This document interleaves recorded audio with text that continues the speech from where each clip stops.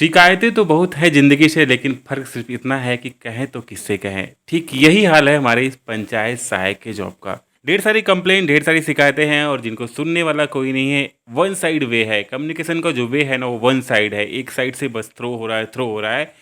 सामने से रिसीव करने वाला कोई नहीं है। रिसीव कर भी रहे हैं तो वो वापस से कोई सुनने वाला नहीं है। हर जगह प्रॉब्लम्स खड़ी हुई हैं। तो आज की वीडियो में हम बात कर लेते हैं कि यूनियन बनाना चाहिए, क्यों नहीं बनाना चाहिए, क्या उसका बेस होना चाहिए और उसके साथ साथ कुछ कमेंट्स को हाईलाइट करते हैं जो कि आपके लिए बेहद इंपॉर्टेंट है।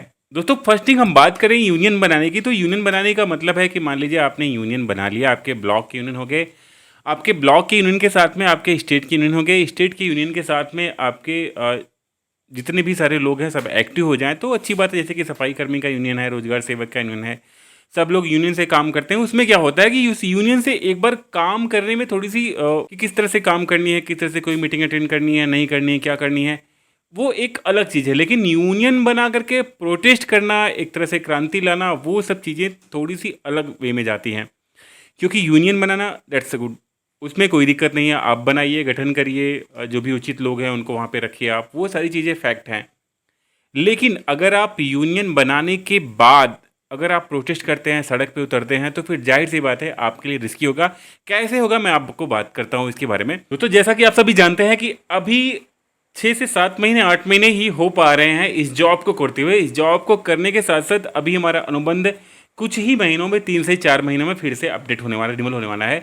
और ऐसे में अगर हम इस तरह से यूनियनबाजी करते हैं, सड़क पे उतरते हैं, प्रोटेस्ट करते हैं, तो सरकार को कहीं ना कहीं इस जॉब की विफलता समझ में आएगी। हो सकता है अगले रिन्यूअल में काफ़ी समस्याएं उत्पन्न हो जाए, क्योंकि गवर्नमेंट जितने सारे इश्यूज आपके हैं उसको क्लियर करने का प्रयास कर रही है। पंचायत भवन में इंफ्रास्ट्रक्चर, पंचायत भवन को स्टेब्लिश करने का प्रयास कर रही है, आपको सीट देने के प्रयास कर रही है। लगातार वो लेटर पे लेटर्स, मीटिंग्स और प्रेशर लगातार आपके लिए हो रहे हैं। सरकार आपके लिए तत्पर है कुछ न कुछ बेटर करने की। तो जैसे कि मैंने कई वीडियो में कहा इस तरह से कि अगर आप काम कर रहे हैं, जाहिर सी बात है मानदेय नहीं तो 11 महीने का मानदेय तो आपको डेफिनेटली 100% मिलेगा ही। वो आपका संवैधानिक अधिकार है, वो आपको मिलेगा, उसमें दिक्कत आपको नहीं है। लेकिन अभी आपकी यूनियन बनाना ही ठीक होगा। लेकिन अभी बना करके आप अपने आप को बस एकत्रित, संगठित रखिए।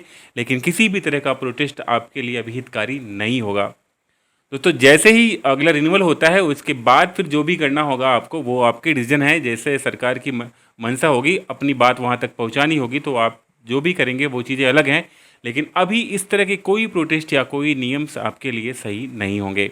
एक कमेंट यहाँ पे आया है परवाना जी का। उन्होंने कहा कि सर, एक खबर आई है कि जहाँ पंचायत भवन नहीं है वहाँ के पंचायत सहायक को हटाया जाना है, वह भर्ती नहीं मानी जाएगी, ऐसा कुछ खबर है क्या? प्लीज़ हमें सच्चाई बताएं। दोस्तों, डेफिनेटली ये एक ऐसा मैसेज है कि इस तरह के मैसेज जब भी आते हैं तो सारे पंचायत सहायक जितने सारे हैं वो एक बार इसको ट्रिगर करते हैं, देखते हैं कि क्या रियल में ऐसे है। तो यूट्यूब पे और इस तरह से कहीं ना कहीं वीडियोस और कुछ ग्रुप में मैसेज होते हैं, बस वायरल करने के लिए इस तरह के मैसेज आपके सामने आते हैं। आप भी जानते हैं इनकी कोई सच्चाई नहीं है, क्योंकि पंचायत भवन से कोई मतलब नहीं है पंचायत सहायक से। पंचायत सहायक को ऑफिस में भी जॉब करने की बात कही और कई जगह पे ग्राम पंचायतों में ऑफिस लेकर के काम किया जा रहा है और काम हो भी रहा है। तो ऐसे में ये बातें सरासर गलत हैं, डेफिनेटली 101%। यहाँ पे एक कमेंट है मैनुद्दीन का। ये बताते हैं कि सर, हमारे यहाँ पंचायत भवन में अभी तक जो है कोई भी काम नहीं हुआ है, कोई भी सिस्टम नहीं हुआ है, या फिर ऐसे में हमें क्या करना चाहिए? तो जाहिर सी बात है, अगर इस तरह से पंचायत भवन नहीं है, सिस्टम नहीं है, तो जाहिर सी बात है अगर आपको कोई कॉल्स आती है, कोई फ़ोन आता है, कोई वेरिफिकेशन होता है, तो आप अपनी बात को वहाँ पे रख सकते हैं। इसके लिए आप स्वतंत्र हैं, क्योंकि जब आपके पास अटेंडेंस के लिए, आपके पास पंचायत भवन के लिए, ऑफिस पे बैठने के लिए आपके पास कॉल्स आएंगी, फ़ोन आएंगी, आपके मानदेय के लिए रिपोर्टिंग पूछा जाएगा, तो आपको सही सही जवाब देना है। ऐसे मामले पे आपको कोई भी रिस्क नहीं उठाना है, क्योंकि आपको जो व्यवस्थाएं प्रोवाइड करनी है वो विभाग का काम है, वो आपकी पंचायत का काम है, आपका सचिव काम है। व्यवस्था का काम आपका नहीं है। जब आपको व्यवस्थाएं दी जाती हैं तो फिर आप वहाँ पे कायम रहेंगे। व्यवस्था नहीं है तब तक के लिए आप वेटिंग पे ही रहेंगे। एक और कमेंट है प्रतिका यादव का, और ये कमेंट मैंने इसलिए लिया है कि कई जगह पे इस तरह के कई कमेंट कई लोगों के आते हैं। ये कमेंट मोस्टली जो है इस तरह की बातें भी आपके ग्राम पंचायत में आती है, इसलिए आपको इस कमेंट्स को जानना इंपॉर्टेंट है। तो यहाँ पे बात करेंगे सर, पंचायत सहायक के अधिकार क्या क्या हैं? सर, प्रधान बोलते हैं कि तुम्हारा कोई अधिकार नहीं है। सर, 4 महीने से सैलरी नहीं मिली है मुझे और बोलते हैं कि नहीं देंगे। तो कुछ नहीं कर पाओगे और तुमको हटा देंगे, ये धमकी देते हैं। सर आप कुछ बताइए। तो बेसिकली अब हटाने की दोस्तों बात कर लें यहाँ पे, तो हटाने की बात तो प्रधान ने तो ना तो आपको रखा है, अपने मन से तो नहीं रखा है।